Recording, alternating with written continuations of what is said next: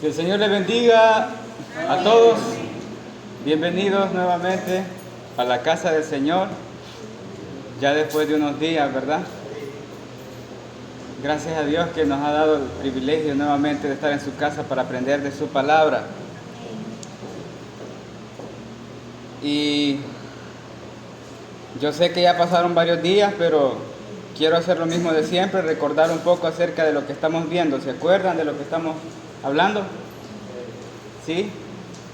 El tema principal es tres perspectivas, y ya vimos dos perspectivas, ¿sí?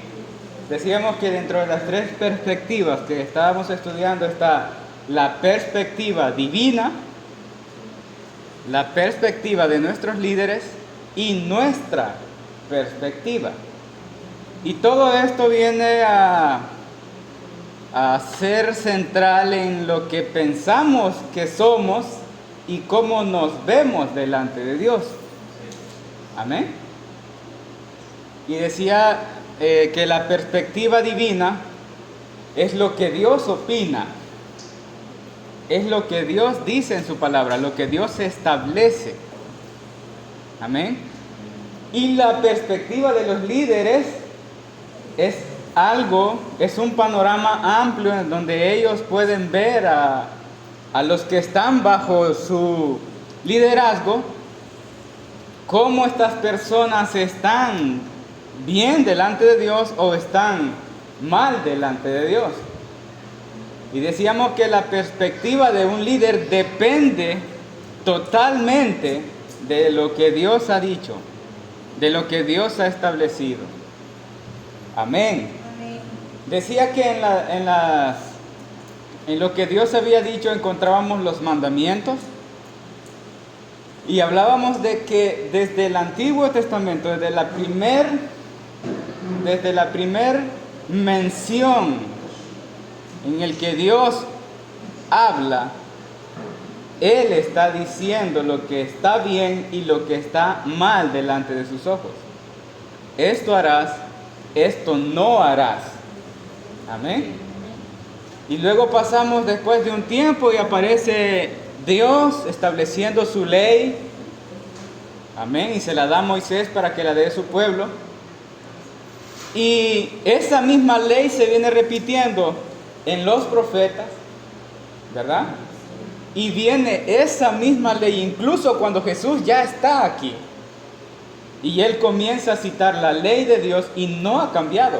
Sigue siendo la misma ley. Y luego que Jesús asciende al cielo, quedan los apóstoles. Y los apóstoles no cambian de ley. Amén. Siguen dirigiendo a la iglesia del Señor basado a lo que Dios ha dicho. Amén. Gloria a Dios. Así que hoy, hermanos, antes de comenzar, yo mencionaba en la clase pasada de que hay escritos en la palabra del Señor en donde los apóstoles solamente son el medio y el Espíritu Santo está escribiendo por medio de ellos. Mire qué impresionante. Leemos versículos en la palabra del Señor en donde no pudo haber sido un ser humano escribiendo esas cosas, porque solamente Dios puede hablar de las cosas que no son como si fuesen. ¿Verdad? Amén. Solo Dios puede hablar así. Y quiero que leamos unos versículos antes de comenzar. Primera carta de Pedro.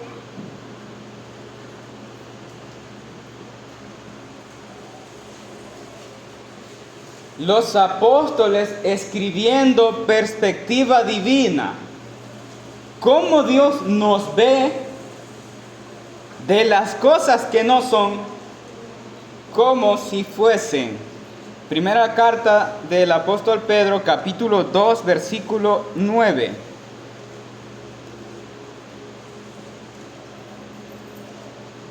¿Lo tenemos? Dice la palabra del Señor: mas vosotros sois linaje escogido, real sacerdocio, nación santa, pueblo adquirido por Dios, para que anunciéis las virtudes de aquel que os llamó de las tinieblas a su luz admirable. Mas vosotros sois. Y esto lo escribió el apóstol Pedro. Y nosotros hoy hacemos nuestros estos versículos. Mire qué interesante. Mas vosotros sois linaje escogido. Hay personas que no han venido a Cristo y ellos son, según el apóstol Pedro, perdón. Amén. Y hablando de cosas, hermanos, yo me admiro porque veo al apóstol Pablo hablando de cosas en pasado que no experimentamos todavía. Vea Romanos capítulo 8. Romanos 8, 30. ¿Lo tenemos?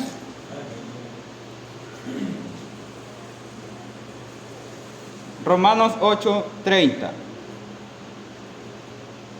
Y a los que predestinó en pasado, a estos también llamó en pasado. Y a los que llamó, a estos también justificó en pasado. Y a los que justificó, también glorificó en pasado. Solo Dios puede hablar de las cosas que no son como si fuesen. Nosotros fuimos predestinados. Nosotros hemos sido llamados y hemos sido justificados, pero aún no experimentamos la glorificación. Y el apóstol Pablo lo escribe en pasado. Amén. Gloria a Dios. Esa es perspectiva divina, porque solo Dios puede hablar de las cosas que aún no son como si fuesen. Y ahora quiero mostrar un versículo de una perspectiva ya de líder, como un líder. Segunda carta a los Corintios, capítulo 2, 7. Perdón.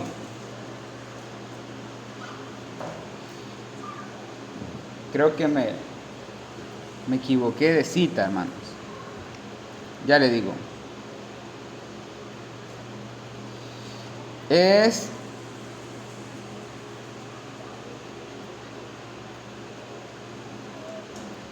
segunda carta a los Corintios 7, 1. Amén. ¿Lo tenemos? Esta es la perspectiva de un líder, mire. Así que, amados, puesto que tenemos tales promesas, limpiémonos de toda contaminación de carne y de espíritu, perfeccionando la santidad en el temor de Dios. Amén. Ahora, hermanos, vamos a ver nuestra perspectiva. Nuestra perspectiva. Ese es el tema de hoy. ¿En qué se basa nuestra perspectiva? En lo que nosotros pensamos, en lo que nosotros creemos, cómo nos autopercibimos. En eso se basa nuestra perspectiva. Pero antes de iniciar, quiero que hagamos una pequeña oración.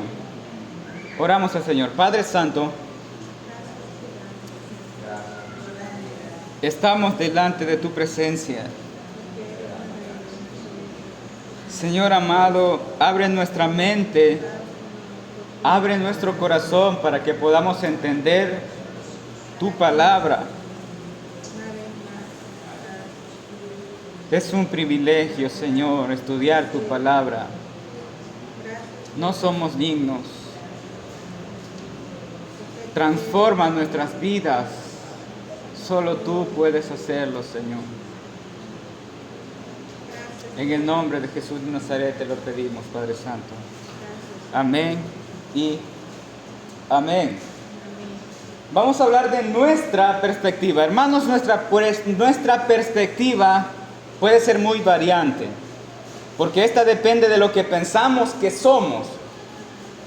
Así como puede ser una autopercepción acertada, puede ser una autopercepción sumamente torcida y equivocada de lo que realmente somos ante Dios. Y quiero comenzar diciendo que hoy está muy de moda defender lo que nosotros creemos de nosotros mismos. Hoy eso es la moda. Y es complicado porque el defender lo que nosotros creemos de nosotros mismos pasa por encima de quien sea, por lo que yo me autopercibo. Es un salto de lo real a lo irreal. Es un salto de lo normal a lo anormal. Y el centro de todo esto es el orgullo. Es el orgullo. Se exige que se me respete e incluso se le añada derechos a mi autopercepción por lo que yo creo que soy. No por lo que es real, sino por lo que yo creo que soy. A los que tenemos clara la verdad, estas cosas nos parece absurdo. Amén. Y me estoy refiriendo a personas que no tienen una identidad de lo que son. Amén. A nosotros nos parece absurdo todo esto porque hay personas que se autoperciben animales. ¿Sí? Hay otros que son físicamente hombres y se autoperciben mujeres. Hay otros que son físicamente mujeres, pero se autoperciben hombres. Y a los que tenemos claras las cosas, esto nos parece una completa locura, algo absurdo. ¿Verdad que sí? Pero nos llaman homofóbicos, discriminativos, opresores, irrespetuosos, que violentan la diversidad y su libre albedrío de lo que quieren ser. Se sienten violentados y se sienten perseguidos y se sienten odiados. Y de hecho es que hay personas que no toleran tanta desviación, hermanos. Porque se encuentran con personas que exigen mucho respeto, pero no respetan a quien se levanta y es firme en su postura, que va contra de lo que ellos creen. Amén. Pero esta perversidad está yendo demasiado lejos, demasiado lejos. Hacen marcha para que se les deje libres de imponer sus enseñanzas y desvíos como materias consideradas en las escuelas. Ponen a los niños a hacer locuras, distorsionando su capacidad mental, su formación mental. Destruyen la inocencia de los niños y no les importa en lo más mínimo causar ningún tipo de problema psicológico y toda clase de confusión. No están aportando nada bueno a la sociedad, solo una confusión absurda y depravación mental, una distorsión completa del ciclo real del origen de la propagación de la vida. No estamos hablando de ser protegidos bajo el amparo de la ley como un ser humano normal. Ellos exigen que se les dé amparo de la ley y derecho de la ley y protección legal como seres diferentes. Mire qué tremendo. Y todo es porque en su autopercepción son diversos. Quieren un trato más especial. Es lo que ellos creen que son y se les debe respetar porque ellos se sienten bien como son. Lamentablemente, hermano, estas personas no soportan la verdad. No la soportan. Y por orgullo luchan contra todo aquello que les venga a reflejar la absoluta verdad. Amén. Y la verdad siempre va a ir en contra de una autopercepción equivocada. Siempre. El orgullo, hermano, se va a tal punto de que todo el mundo está equivocado menos ellos.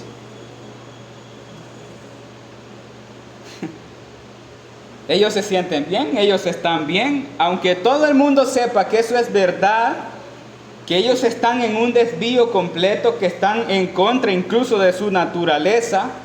Todos están equivocados menos ellos. Amén.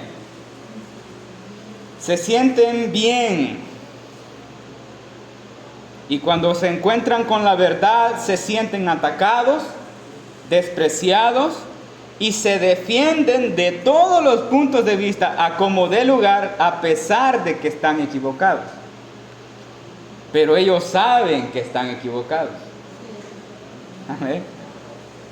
Pero todo esto es el resultado de una autopercepción equivocada. Yo quiero que tengamos claro eso. Así que los que conocemos la verdad, nos es claro un desvío. Nos es claro lo que es absurdo, lo que entra incluso hasta en lo ridículo. Y tenemos que lidiar con esa influencia, hermanos. Porque todo esto impacta sin piedad en la inocencia de nuestros niños.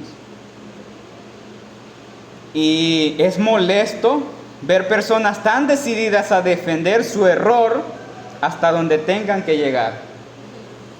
Es absurdo, ¿verdad? Pues esta situación, hermanos, no es un ejemplo tan vago de lo que voy a enseñar hoy. Porque así como hay personas que tienen una autopercepción equivocada afuera, hay cristianos que tienen una autopercepción equivocada delante de Dios. Pueden estar creyendo en su autopercepción que Dios tiene que aceptarles como son, que Dios tiene que tolerarle todos sus desvíos, todas sus fechorías, que Dios tiene que respetar sus deseos egoístas y que no solo tiene que respetarlos, sino que tiene que ayudarles y bendecirles para cumplir sus propios sueños. Dios tiene que estar pendiente para sus cuidados, para sus propios propósitos de vida. Dios tiene que satisfacer todo lo que los corazones de ellos anhelan. Ellos necesitan que Dios les bendiga, porque ellos han decidido que si Dios hace esto, van a venir a adorarle.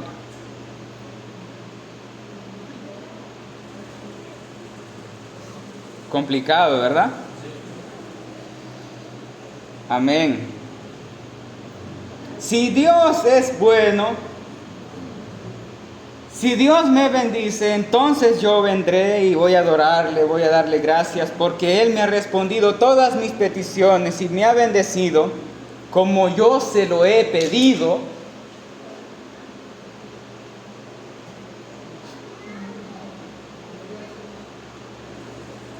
¿Se están dando cuenta del error, hermanos? No debe ser que Él tenga que servirme a mí. Soy yo quien debo servirle a Él. Amén. Pero me autopercibo estar bien delante de Dios. Yo me autopercibo ser santo. Ya no siento que hayan pecados en mí. Yo me autopercibo un buen cristiano. Yo me autopercibo un cristiano fiel. No cualquiera, un cristiano fiel. Yo me autopercibo maduro espiritualmente. Yo me autopercibo superior y mejor que los demás. Yo puedo señalarle la deficiencia a los demás porque me siento con esa responsabilidad y con la solvencia moral para corregir lo torcido de otro, porque yo soy más entregado. Esa es mi autopercepción. Yo me autopercibo dueño de todas las riquezas del cielo. Las posiciones más grandes del cielo. Solo hay dos cosas, hermanos, que nos hacen tener una autopercepción correcta y bien calibrada de quiénes somos nosotros y cuál es nuestro lugar. El estudio de la palabra y la profundidad de quién es Dios y la ley moral de ese Dios soberano. Solo esas dos cosas. El estudio profundo de quién es Dios, de conocer quién es Dios y la ley moral de ese Dios soberano. Son las únicas dos cosas que necesitamos para tener bien calibrada nuestra perspectiva. Veamos ejemplos de dos personas con una perspectiva acertada de lo que ellos son. Una perspectiva sincera de lo que ellos son delante de Dios. Salmo 103.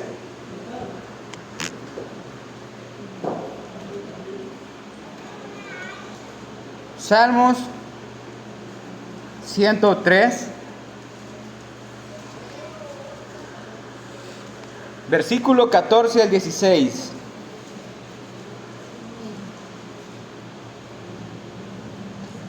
¿Lo tenemos? Porque Él conoce nuestra condición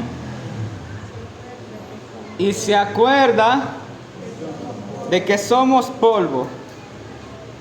El hombre como la hierba son sus días. Florece como la flor del campo, que pasó el viento por ella y pereció, y su lugar no lo conocerá más. Amén. Vemos a un salmista que no tiene una mala calibración de quién es él, ¿verdad? Veamos lo que dice Salmo capítulo 8. Salmo 8, 3 al 4. ¿Lo tenemos? Salmo 8, 3 y 4. Cuando veo tus cielos, obra de tus dedos, la luna y las estrellas que tú formaste, digo, ¿qué es el hombre para que tengas de él memoria? Y el Hijo del Hombre para que lo visites. ¿Qué es el hombre? ¿Qué es el hombre? Amén. Vaya conmigo a ver a otra persona hablando de sí mismo, de cómo él se considera delante de Dios. Primera carta a los Corintios.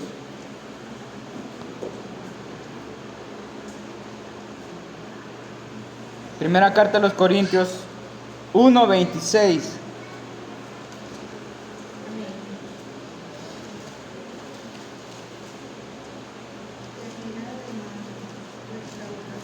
¿Lo tenemos, hermano? Al 29 vamos a leer.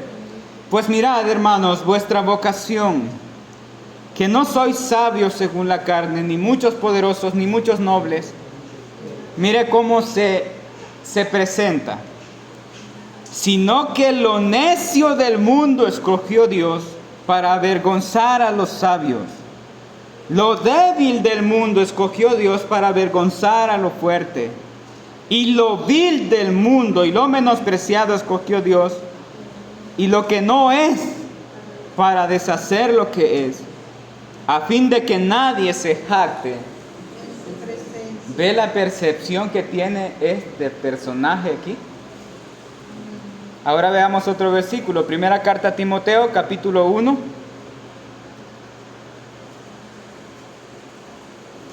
14 y 16.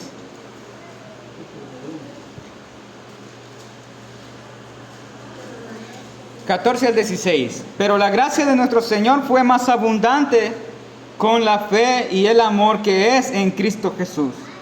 Palabra fiel y digna de ser recibida por todos, que Cristo Jesús vino al mundo para salvar a los pecadores, de los cuales yo soy el primero.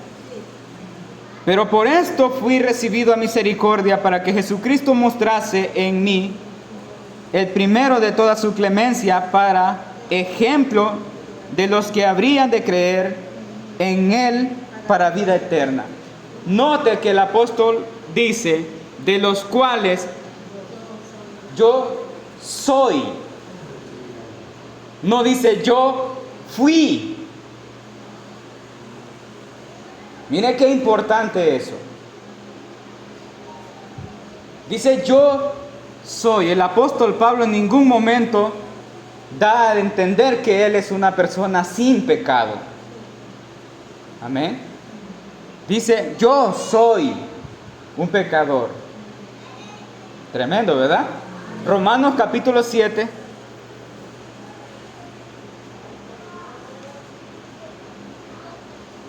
Romanos capítulo 7, 21 y 25. 21 al 25. Así que queriendo yo hacer el bien a ellos, esta ley, que el mal está en mí. El apóstol Pablo, hermanos. Porque según el hombre interior me deleito en la ley de Dios, pero veo otra ley en mis miembros que se rebela contra la ley de mi mente y que me lleva cautivo a la ley del pecado que está en mis miembros. ¿Qué está en mis miembros? ¿Cómo dice? Miserable de mí, ¿quién me librará de este cuerpo de muerte? Gracias doy a Dios por Jesucristo, Señor nuestro. Así que yo mismo con la mente sirvo a la ley de Dios, mas con la carne a la ley del pecado.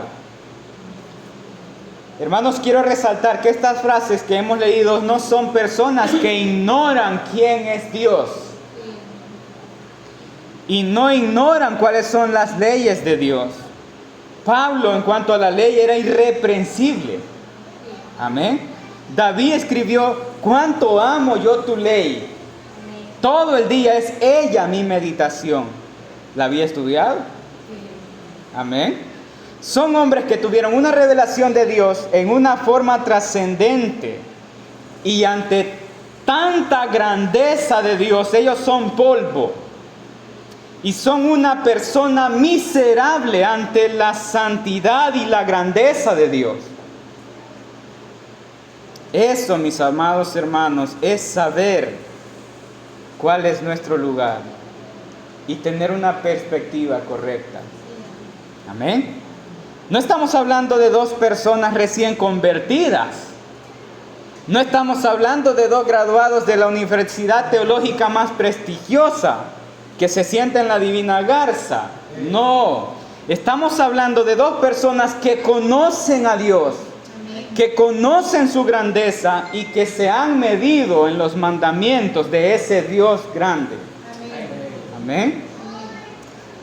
Para el tiempo en que el apóstol Pablo está escribiendo la carta a los romanos, en donde se autopercibe miserable, no es el Pablo que comienza en el cristianismo. Él ya es el apóstol Pablo. Amén. Es el mismo que hacía señales y prodigios por la imposición de sus manos. Y ese mismo es el que se describe a sí mismo como un pecador. Amén. Que está en un cuerpo de muerte y le hace sentirse miserable ante la majestad de un Dios tan grande y santo. Amén. ¿Cómo nos deberíamos ver nosotros? Como lo que realmente somos, hermanos. Unos pecadores indignos del amor de Dios. Indignos. Que se humillan ante la majestad en agradecimiento por su misericordia y que procuran vivir en base a su ley para agradarle. Nuestra perspectiva debe ser una perspectiva aterrizada de nuestra realidad, hermanos. No podemos hablar como si estuviéramos viéndonos nosotros desde los ojos de Dios. Porque hay personas que se ven desde los ojos de Dios. Amén. Se ven con amor, se ven con pura gracia, con pura misericordia. Amén.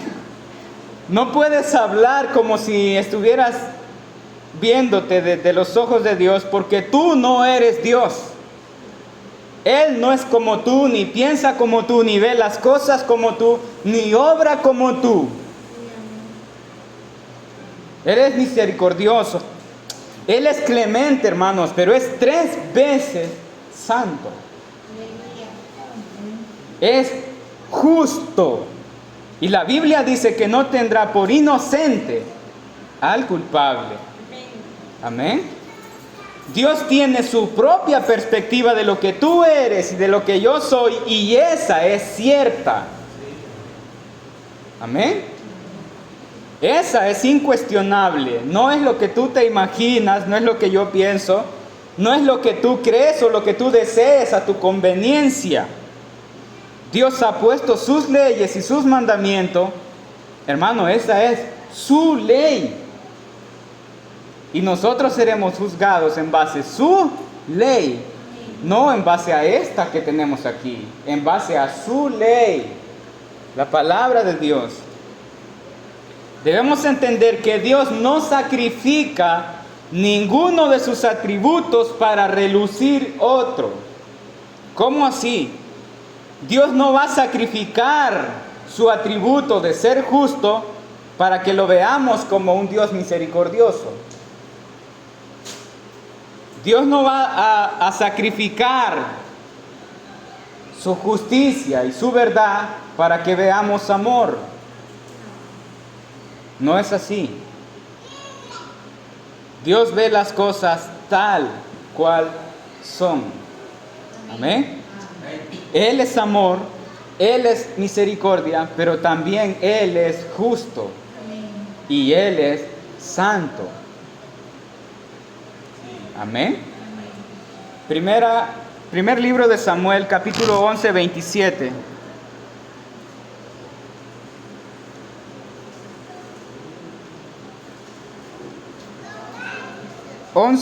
Capítulo 11, 27.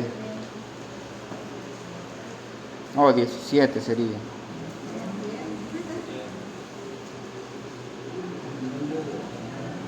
Sí, me equivoqué de la cita, ¿verdad?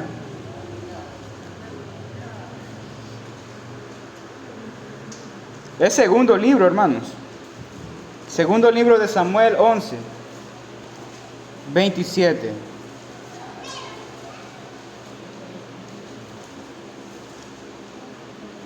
Ya estudiamos esta historia. Solo voy a tocar algunas cosas. ¿Lo tenemos? Segundo libro de Samuel 11, 27 dice: y pasado el luto, envió David y la trajo a su casa, y fue ella su mujer y le dio a luz un hijo. Mas esto que David había hecho, ¿cómo dice? Fue desagradable ante los ojos de Jehová. Fue desagradable. Dios no tolera el pecado, Él es santo. Amén. Capítulo 12, versículo 9.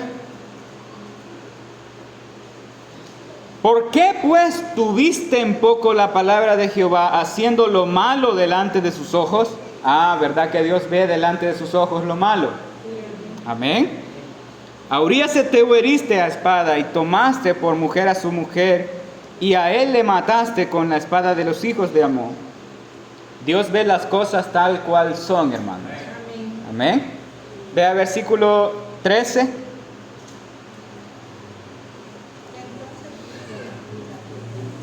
Entonces dijo David a Natán: pequé contra Jehová. Y Natán dijo a David: también Jehová ha remitido tu pecado, no morirás. Yo quiero que veamos algo aquí. Y es que Dios vio el pecado de David tal cual era. Amén. Dios perdona a David, Dios restaura a David, pero también juzga a David en base a su ley. Amén. Dios juzga a David en base a su ley y no solo lo juzga, castiga a David con justicia. ¿Vemos la verdad completa?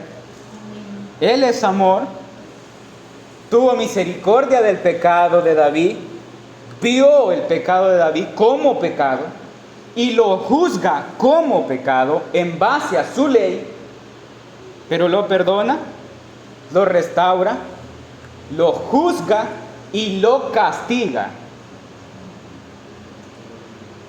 ¿Verdad que no es un Dios solamente de puro amor y pura misericordia? Amén.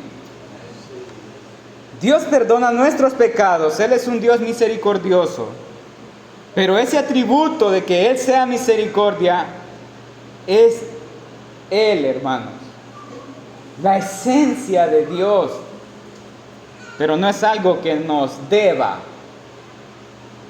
no es algo que Él tenga que hacerlo con nosotros. La Biblia dice, y tendré misericordia del que yo tenga misericordia, y seré clemente con el que seré clemente. Amén. Así que desde su perspectiva, hermanos, todos nuestros pecados son desagradables. Ante los ojos de un Dios santo, hermanos, nuestra pecaminosidad es abominable, porque Él es santo. Amén. Él es santo. Tú no puedes verte desde los ojos de misericordia. No te puedes crear una imagen en tu mente de cómo es Dios y cómo Dios te está viendo solo por pensar que Dios te ve con amor en tu pecado. No puedes creer que Dios solo tiene ojos de misericordia y de amor, porque ante sus ojos puedes estar siendo la cosa más horrenda y desagradable que se esté expectando. Amén. Esa cosa horrenda que enciende su furor y su ira, eso también es real, hermanos. Amén. Debes saber que por nuestra pecaminosidad lo que merecemos es su castigo. Pero si Él extiende su misericordia y amor, tú debes caer de rodillas en humillación delante de Dios. Y en un profundo agradecimiento, porque entiendes que Dios ha tenido misericordia contigo, exactamente como lo hizo David. Amén. ¿Cómo puedo tener una perspectiva acertada de lo que yo soy?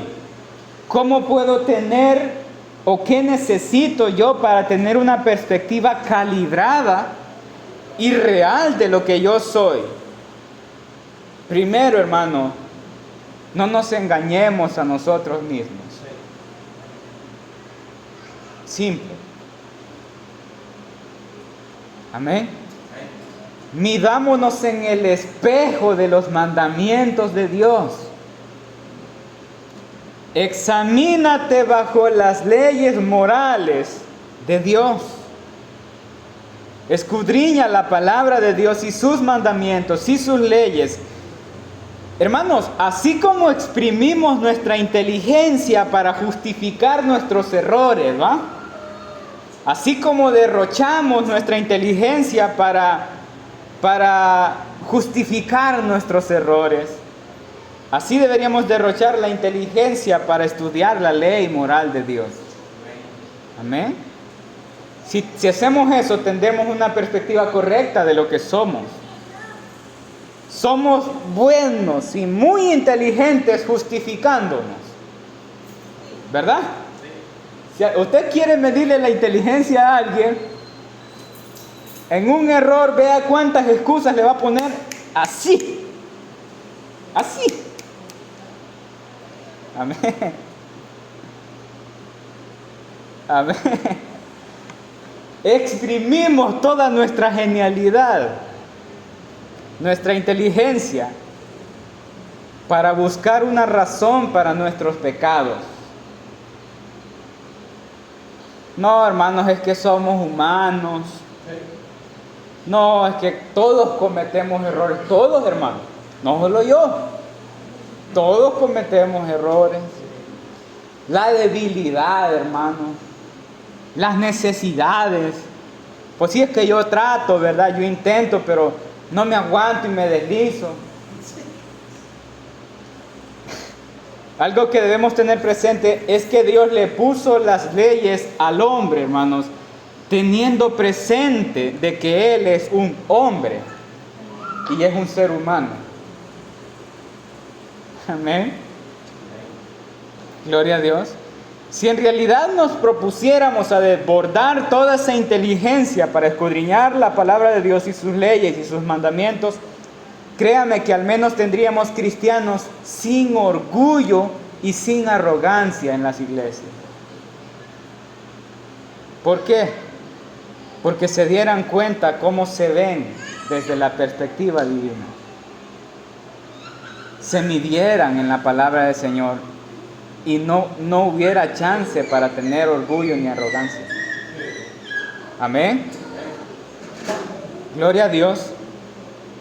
No intentes jamás crearte una falsa imagen de lo que tú crees que te ves delante de los ojos de Dios, porque puedes estar muy equivocado, muy equivocado, porque puede ser que por tu mente o en tu mente hayas creado un Dios conforme a tu imagen y conforme a tu semejanza, que está para ti y está para satisfacerte. Él tiene que estar presto para oír, presto para satisfacer tu apetito egocéntrico. Él existe solo para complacerte y para hacerte feliz y para responder todos tus deseos. Solo existe para tu cuidado, para tu favor, tu bienestar, tu limpieza y para tus favores. Si eres alguien que piensa así, ¿quién te crees? ¿Amén? ¿Quién te crees? ¿Quién crees que eres? ¿Quién crees que es Dios? ¿Amén? Dios no es un ídolo, hermanos. Dios no es un ídolo. Y quiero que me escuchen esto. Dios es el Dios soberano, creador del universo, hermanos. Quien a su palabra todo ha sido creado y toda la creación le obedece.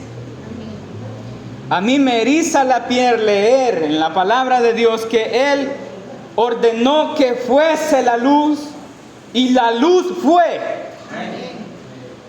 La luz fue, hermanos.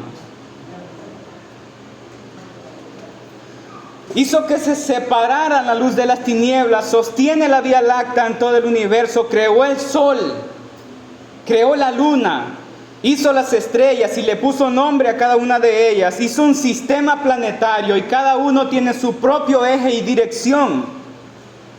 Les puso leyes que no serán violadas. Amén.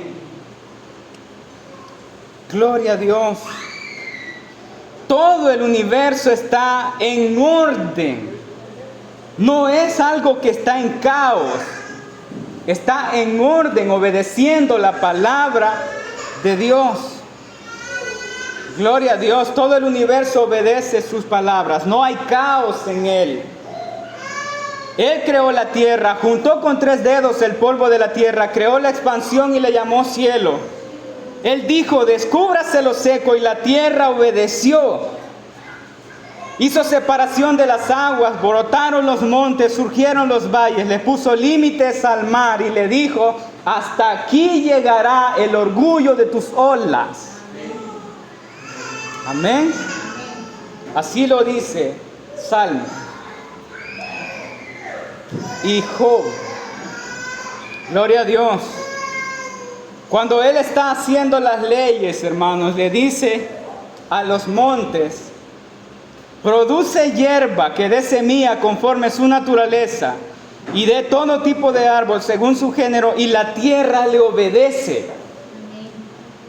Las plantas le obedecen. Cada estación que Dios ordenó, creó los animales aéreos, terrestres y marítimos, y los bendijo. Gloria a Dios. Les ordenó, les puso leyes, que se reprodujeran, que llenaran los cielos, que llenaran la tierra, que llenaran los mares, y ellos obedecen su palabra hasta el día de hoy, reconociendo la voz suprema y soberanía de su Dios. Al hombre le dio de su espíritu, sopló en él el aliento de vida, una creación diseñada por sus propias manos. Y el hombre peca. Y a pesar de eso, Dios no lo destruye, y en su misericordia se le ha revelado. Le ha dado mandamientos que salieron de su boca. Fueron escritos con su dedo. Él ha puesto leyes morales, le ha puesto límites a las acciones del ser humano. Y el hombre desobedece y peca contra su Dios, por el simple hecho de sentir placer en su pecado.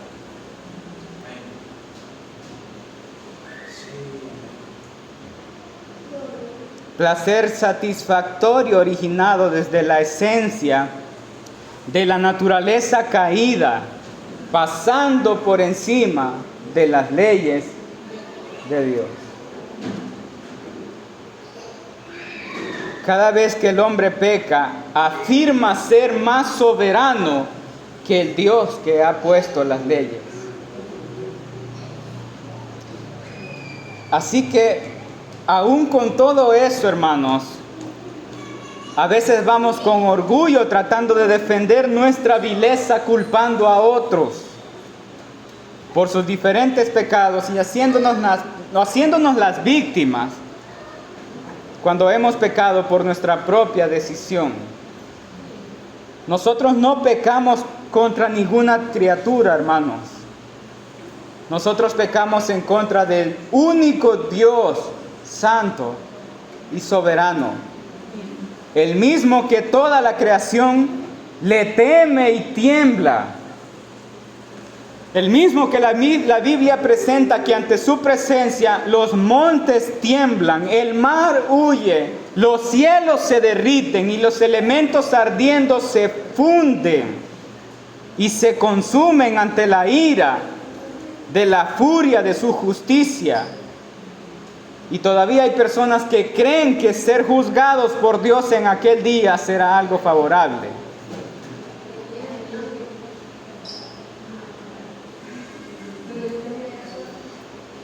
No hay versículo que describa el sentimiento de estar siendo el objeto de la justicia divina y de la ira de Dios, hermanos. Y el escritor que quiso describirlo solo pudo decir: horrenda cosa es caer en manos del Dios vivo. Así que yo me puedo preguntar, Eliseo, ¿quién te crees?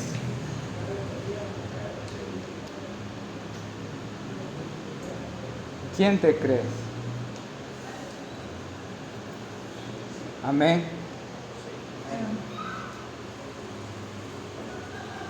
Nuestra perspectiva puede estar muy equivocada, hermanos,